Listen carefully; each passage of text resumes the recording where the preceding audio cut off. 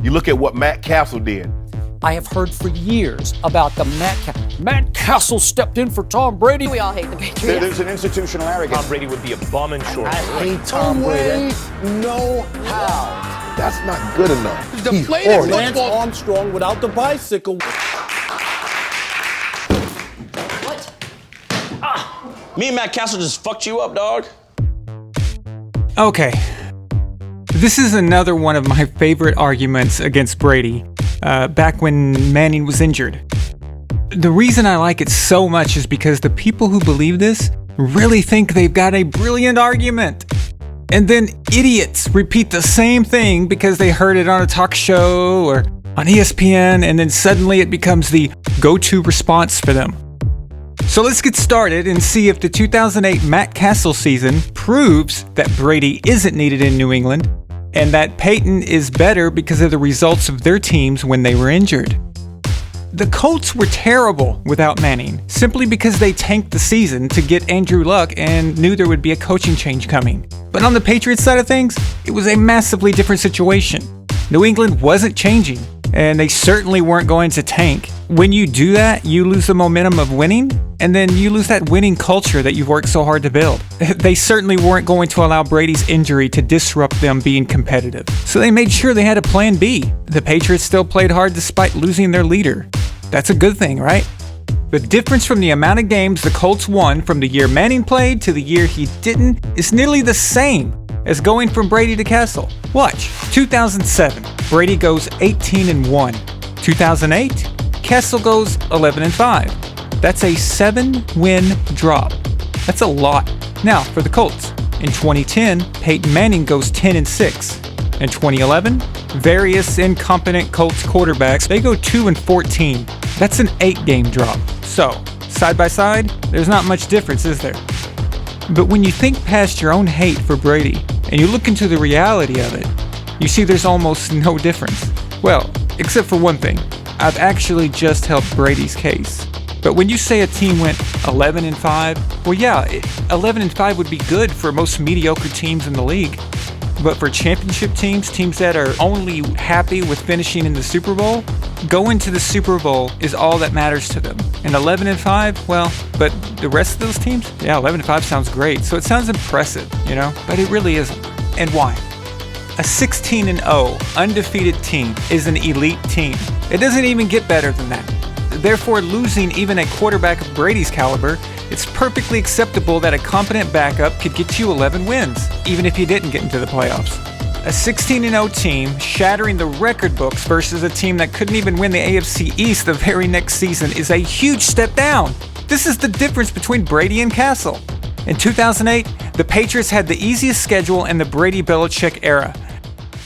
However, their 5 losses were, they were all against the good teams that year.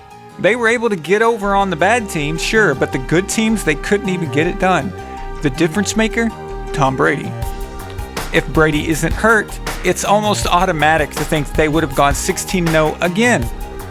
Certainly with that schedule. But let's look at Matt Cassel. People talk about him like he's Matt Leinart or something like that. Don't insult the man. Matt sat behind Tom for a while. He watched and learned. He studied Brady's habits, his methods, his mechanics. Cassel, that next year, when Brady came back, Cassel went on to make a Pro Bowl with the Kansas City Chiefs. So don't act like he's some crappy quarterback. He was tons better than the backups who ran the Colts in 2011. Okay, now, the Manning-led 10-6 team turning around and going 2-14 isn't that surprising because a 10-6 team dynamic isn't elite to begin with. The drop here is perfectly natural and acceptable. Additionally, the Colts started some of the worst quarterbacks possible, like an over-the-hill Collins, a guy named Painter, who I think was probably an actual painter, not a quarterback, but I can't remember. I do remember he had a really epic haircut, though. Let's also not forget that a team starting the same guy all season long is more beneficial than having several rotating quarterbacks all season. A chemistry is built with the same quarterback throughout the year. But the largest, the most glaring point is this. The Colts were utilizing the Suck for Luck campaign. I'm sure you all remember that. A brief explanation of what that is. For all you young people out there, in 2011, many teams were wanting to draft either Andrew Luck or RG3. But in order to achieve this, they had to be terrible in order to get the first pick overall. In the case of the Colts, they were actually wanting to move on from Peyton Manning.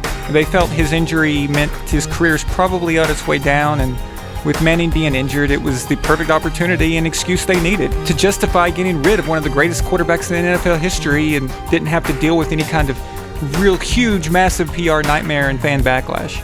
So the Colts liked the prospect of the next John Elway for 15 more years over an injured and aging all-time great.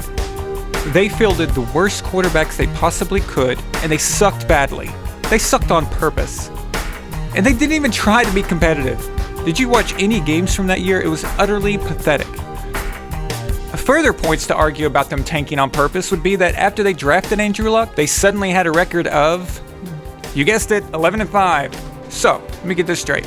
Andrew Luck, a rookie quarterback who's never been in the system, playing with a bunch of guys who were bitter that their leader Manning was cast aside, he manages to take the same team that Manning went 10-6 with, the team that just went 2-10, and he gets them to an even better record. A better record than Manning, and on top of all that, they made the playoffs. The 11-5 Cassel Patriots lost their own division. You know, that division that everyone says is the worst. The AFC East is really the AFC least. So what does this all mean?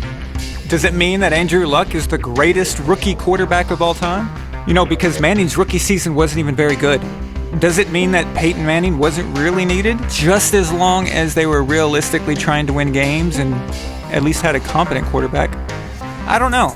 But what it does show is that if you use the Cassel argument as a way to dog Brady, then you have to understand that you were saying the same about Peyton Manning. If Brady looks bad to you because of Cassel, Manning looks even worse because of Andrew Luck. So you can't directly compare Manning's importance to Brady's just by looking at the Pats doing better than what the Colts did when they lost their quarterback. Okay, this right here, directly from the horse's mouth, this is Belichick. He is referring to the Kansas City game, first week of the season in 2008. He got injured, it happened before halftime. This is why he's referring to that. And let's set the tempo early in the game, all right? Like we didn't do last year. Go out there and around for a quarter against Kansas City and then see how it's going, and it's the end of the first quarter and say, oh, gee, it looks like the regular season started. So this is what happens when you take your sweet-ass time trying to get ready for the season and you say, oh, well, you know, I'm just getting warmed up. Yeah, when you just get warmed up, you lose your quarterback. That's from Bill Belichick right there, telling you exactly what's up. Hi, Tom. Hi, Gam. How are you? Brady, I knew it. I knew there was something about you, Ruth. Hey, what's up, Peyton? Hey, Tom, what's up? Grandma, I used to play football with Peyton. Oh, isn't that wonderful? Did you win 5 Super Bowls, too? Shut up, Ruth. To conclude, both Brady and Manning were vastly important to their teams. This was only a point to defend Brady. The truth is, no team can afford to lose a guy like Manning and Brady without blowback. So stop using Matt Cassel as your point against Brady. It's idiotic. Did Peyton come? He was out here earlier, yeah. He was right there. Hey, big guy. How you doing, man? How you feeling? Good luck, dude. Hanging in there. Hanging in there? Good, yeah. How's little boy and girl? Awesome. Pretty awesome, huh? Only gets better. How you doing? Good. All right. Decent report the other day, and just Good. I can do a little more now, you know. Good. A little more freedom. I've kind of had reins on me for 3 months, so I've been a good patient. You know, I've been following the orders, you know, and not trying to do too much. I bet you've been great. So, you know, exactly. I've really changed. VonAllen Sports. I just want you to know I think of you like a brother who lost to my other brother all the time.